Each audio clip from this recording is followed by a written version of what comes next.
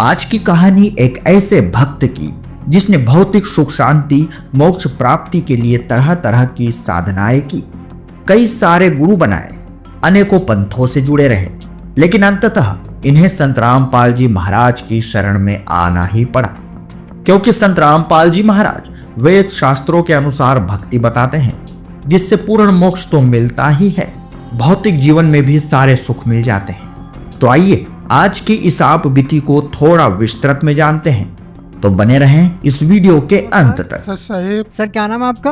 राजेंद्र सिंह सेंगर। राजेंद्र जी, कहाँ से आए आप? हम पुणे से आए हैं और यहाँ पे हम सर्विस करते थे और इसके पहले हम यूपी के रहने वाले हैं और यहाँ पुणे में सेटल्ड हो गए हैं, तो अभी पुणे से आए हैं। क्या करते हैं सर आप? हम अभी इस समय रिटायर्ड हैं। इसके पहले मैंने मिलिट्री में सर्विस किया, वहाँ हम जूनियर कमीशन ऑफिसर बन के वहाँ से नौकरी VRS लेकर के बाहर आ गया। उसके बाद में बैंक में क्लर्क कम कैशियर लगा पंजाब नेशनल बैंक में। उसके बाद जो है ना वहाँ से भी रिजाइन कर दिया और उसके बाद सेंट्रल एक्साइज में इंस्पेक्टर की जॉब की, जो कि मैंने 2015 में वहाँ से सुपरटेंडेंट बन के रिटायर हो गया। सर, संत रामपाल जी महाराज से नाम दीक्षा लेने से पहले आप क्या भक्ति साधना करते थे? हम जो है बचपन में हम शिव जी का जो देखते थे कि शिवरात्रि वगैरह है या वैसे भी नहाने के बाद लोग जल चढ़ाते हैं, तो लिंग पे जल चढ़ाया करते थे। नवरात्रि में दुर्गा वगैरह का जो है व्रत रखते थे और उनका जल चढ़ाते थे। और दूसरे जन्माष्टमी पे कृष्ण भगवान की उनकी भी हम व्रत वगैरह रखते थे। तो यही जो नॉर्मल चलता था, जो सब लोग करते वही हम भी करते थे।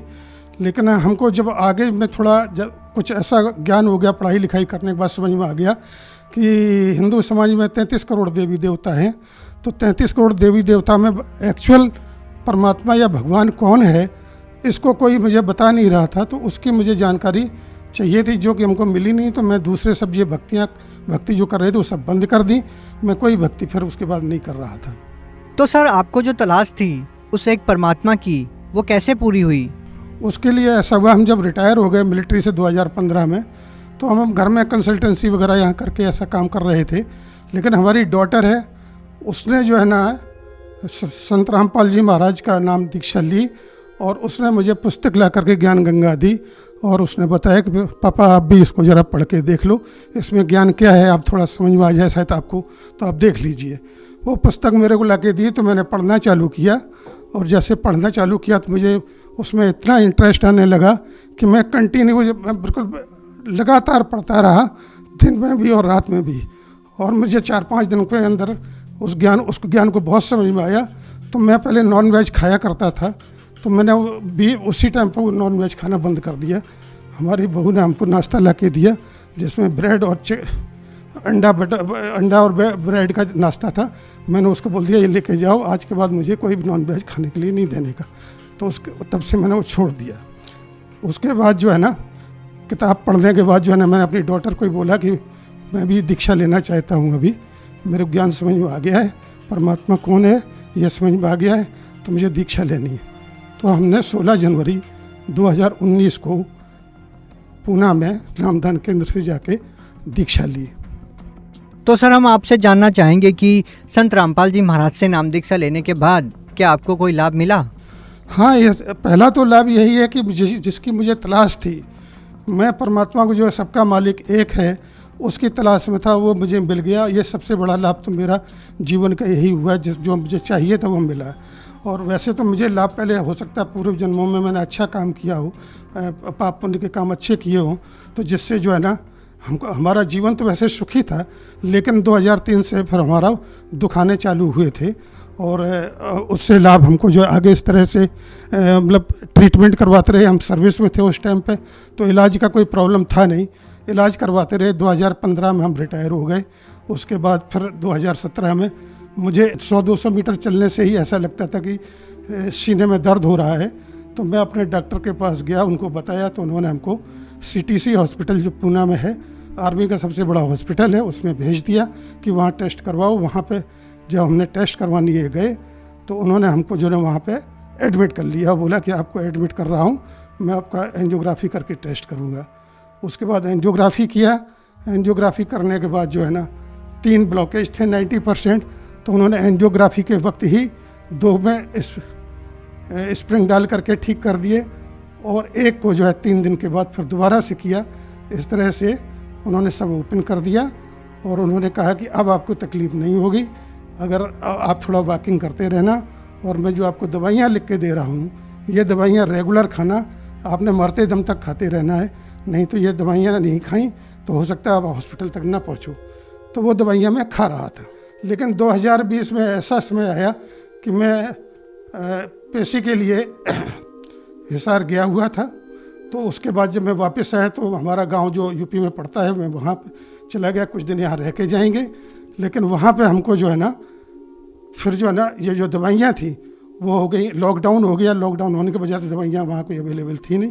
तो मैं परमात्मा से, रामपाल जी महाराज से जो है ना अपना अर्ज लगाया कि मालिक आप ही देखना, अब मैं दवाइयाँ आज से बिल्कुल बंद कर रहा हूँ, आगे इसमें कोई दवाई लूँगा नहीं, अब आपने संभालना है।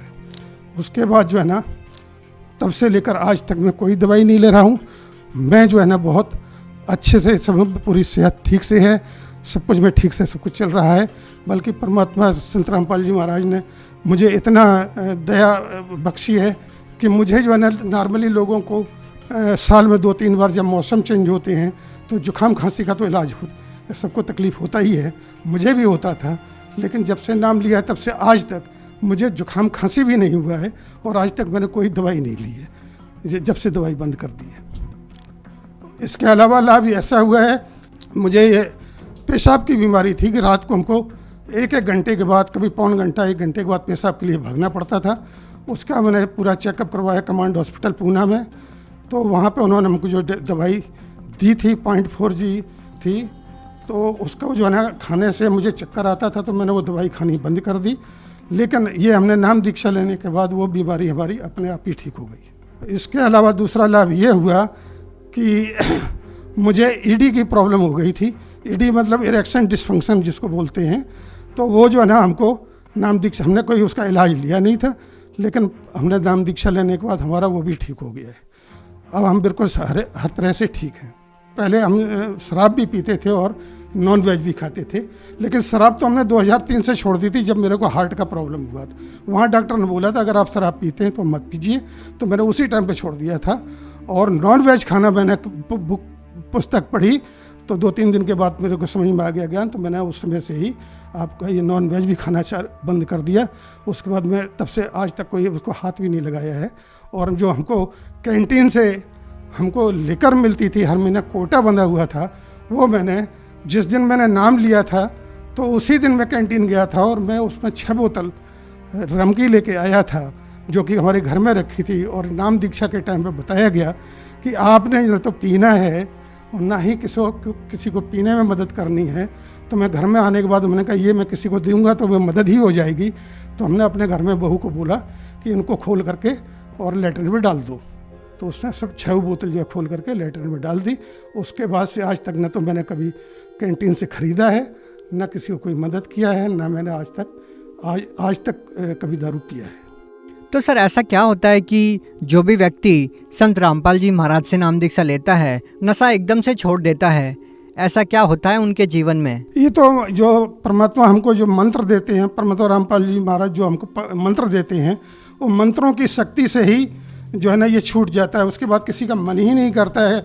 और अगर पीने के लिए किसी का मन करे तो उसे डर लगता है कि क्या हो जाएगा पता नहीं, तो कोई नहीं पीता है। मतलब हम कोई भी भगत हमने पीते नहीं देखा है, किसी किस्म का कोई नशा करते हुए किसी भगत को हमने आज तक नहीं देखा है।